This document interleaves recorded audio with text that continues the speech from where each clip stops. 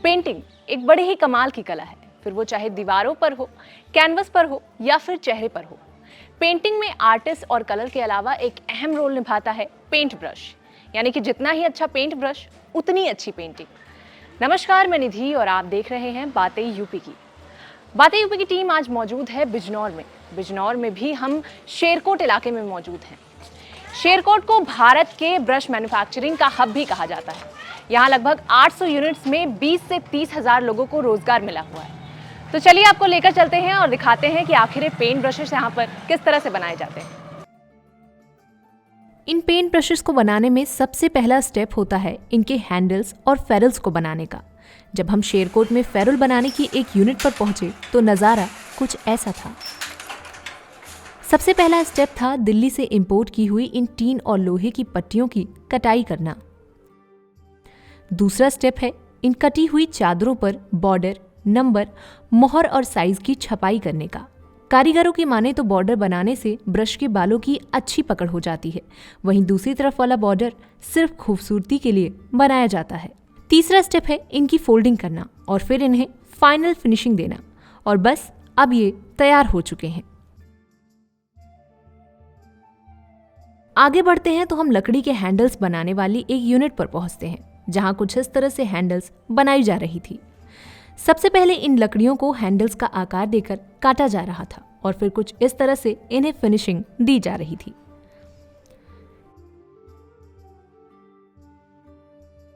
Handles बनाने का final step था इन्हें रंग बिरंगे रंगों में डुबाकर और फिर इन्हें सूखने के लिए छोड़ देना, और इस तरह से ये हैंडल्स बनकर पूरी तरह से तैयार हो चुके हैं।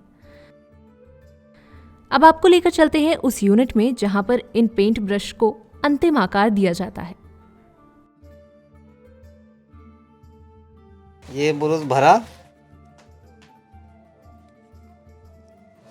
ये फेरोल में बाल डाल दिए हमने। बाल डाल के अब हम चपटे लगा रहे हैं लकड़ी की।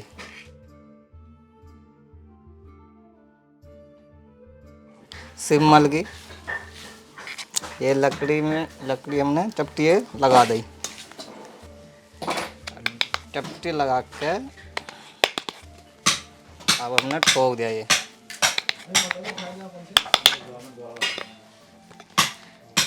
ठोक के हमने कंघा लगा दिया। कंघा लगा के हमने ब्रश खींच दिया। अब ये सेटिंग के लिए तैयार हो गया।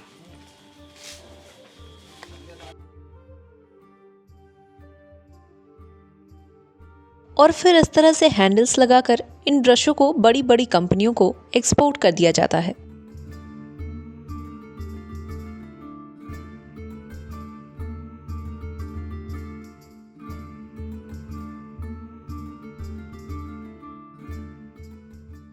पेंट या वार्निश में यूज होने वाले ब्रशों को बनाने का काम देश के अन्य राज्यों की तुलना में 80% उत्पादन केवल शेरकोट में ही होता है, और देश के सभी राज्यों में 80% पेंटिंग ब्रशों की सप्लाई भी केवल शेरकोट से ही की जाती है।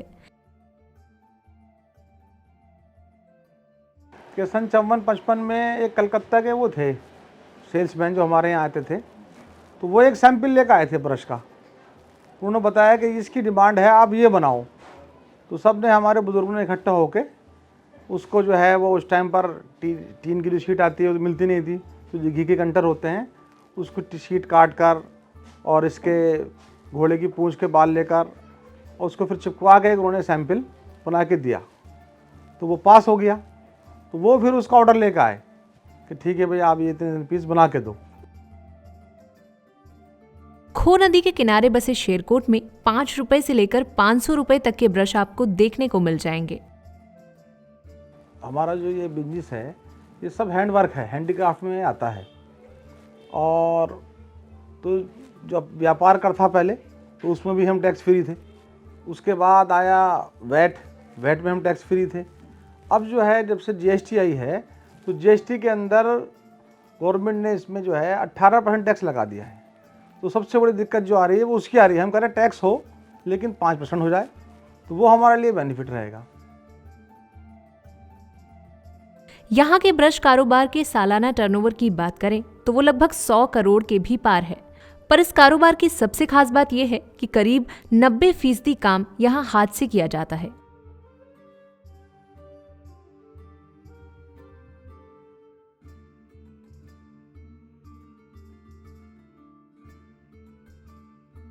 सरकार से तो अभी कोई फिलहाल कोई ऐसी मदद नहीं है जो कभी कोई ब्रश व्यापार के लिए कोई स्पेशल कोई ना बैंक के अंदर कोई लोन की व्यवस्था है ना कुछ है। मतलब ऐसा नहीं है कि जैसे यहाँ पर काम मेनली जो बैंक उसका ब्रश का है, तो जैसे मुरादाबाद में पीतल नगरी है तो वहाँ तमाम उसकी शाखाएं हैं, विकास शाखाएं हैं, कृषि विकास शाखा हो गई खेती के लिए, तो कोई ब्रश विकास शाखा अभी तक हमारे यहाँ ऐसी खुली नहीं है। कोई लोन का सिस्टम कोई उसको नहीं है।